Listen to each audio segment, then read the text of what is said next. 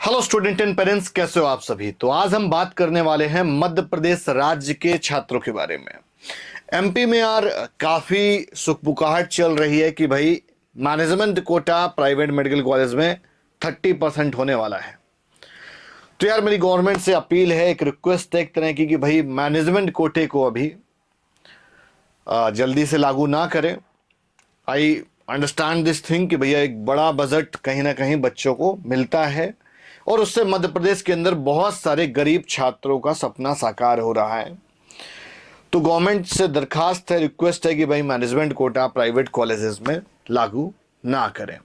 Management quota का मतलब direct admission नहीं है, बट मैनेजमेंट कोटे से जो स्टेट वाले बच्चे हैं उनके लिए लॉस हो जाएगा। वो उस पर जो ज़रूरतमंद हैं जिनको पॉलिसीज़ के अकॉर्डिंग बेनिफिट्स मिल जाया करते थे वो उनको नहीं मिल पाएंगे, उससे एक लॉस होगा। तो भाई सबसे इंपॉर्टेंट चीज़ ये है कि अगर एक रिजर्वेशन पॉलिसी पर बहुत दिन से कमेंट आ रहा था कि भाई रिजर्वेशन पॉलिसी किस तरह की है, कितना % सीट का किस तरह से इम्प्लीमेंटेशन होता है। तो ये गवर्नमेंट मेडिकल कॉलेज के लिए मैंने एक एग्जाम्पल लिया हुआ है। किसी भी जीएमसी में अगर 250 सीट्स हैं तो उन 250 सीट्स में किस तरह से डिस्ट्रीब्यूशन होता है, तो दिस इज द वे ये डिस्ट्रीब्यूशन होता है। ऑल इंडिया कोटा 15%, तो 37 सीट्स हो गई, ये जो एमसीसी चली जाएंगी। ये गवर्नमेंट ऑफ इंडिया की सीट्स हैं, 8 सीट हैं कुछ पुराने कॉलेजेस में रहता है, जिसमें से ये सेंट्रल पूल कोटा के लिए सीट्स चली जाती हैं। सेंट्रल पूल कोटा उन बच्चों के लिए है जिनके राज्य में या परिस्थिति कुछ जोग्राफिकल समीकरण ऐसा है जिनके यहाँ पर मेडिकल कॉलेज नहीं है। बहुत सारे यूनियन टेरिटरीज हैं, जैसे अंडमान निकोबार है, तो ऐसे जगह के बच्चों को मिलता है जहां पर मेडिकल कॉलेज नहीं है। उसके लिए एक अलग से आप बोलेंगे तो हम वीडियो बना देंगे। सेंट्रल पूल कोटा या गवर्नमेंट ऑफ इंडिया के कोटे का मतलब ये नहीं है कि आप उस पर एडमिशन ले सकते हो किसी मंत्री विधायक या किसी एमएचआरडी के रेफरेंस से या रिकमेंडेशन से। नहीं, ऐसा बिल्कुल भी नहीं होता है। सेंट्रल पूल कोटा की प्रॉपर काउंसलिंग होती है, उसमें भी मेरिट बेस्ड अलॉटमेंट होती है, उसका कंप्लीट प्रोसेस अलग है। फिर आ जाते हैं कि भाई जो बची हुई सीट्स हैं, अब 8 सीटें इधर चली गई, जो बची हुई 205 सीटें हैं। यहां पर मैट्रिक्स आपको स्क्रीन पर दिख रहा होगा कि लास्ट ईयर किस तरह से मैट्रिक्स को, जो सीट मैट्रिक्स है उसको ब्रेकआउट किया गया था। इसी के बेसिस पे कंप्लीट एल्गोरिथम एग्जीक्यूट होता है जो काउंसलिंग होती है। ये एक तरह की परसेंटेज, एक वेटेज सिस्टम है, उस वेटेज सिस्टम के आधार पर ही सीट का डिवीजन है, उसी को हम रिजर्वेशन कहते हैं। 205 सीट का डिवीजन एक तो हॉरिजॉन्टल रिजर्वेशन में है, हॉरिजॉन्टल रिजर्वेशन 32 सीट्स है, और एक वर्टिकल रिजर्वेशन है।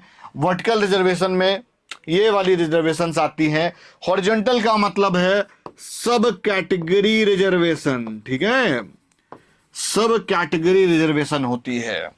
अब यार इसमें से क्या है, सबसे पहले देख लेते हैं। जीएस का मतलब गवर्नमेंट स्कूल से अगर कोई भी, जो मध्य प्रदेश गवर्नमेंट का अगर कोई भी स्कूल है, अगर स्टूडेंट्स ने वहां से एजुकेशन को लिया हुआ है, तो उसमें 10 सीट्स का यहां पर एक तरह से रिजर्वेशन उसको मिल जाता है, 5% की रिजर्वेशन रहती है।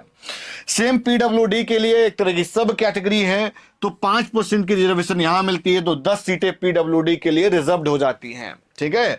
फिर उसके बाद में आपका wards of military persons and सैनिक, तो 6 सीटें मिल जाती हैं, 3% की रिजर्वेशन होती है।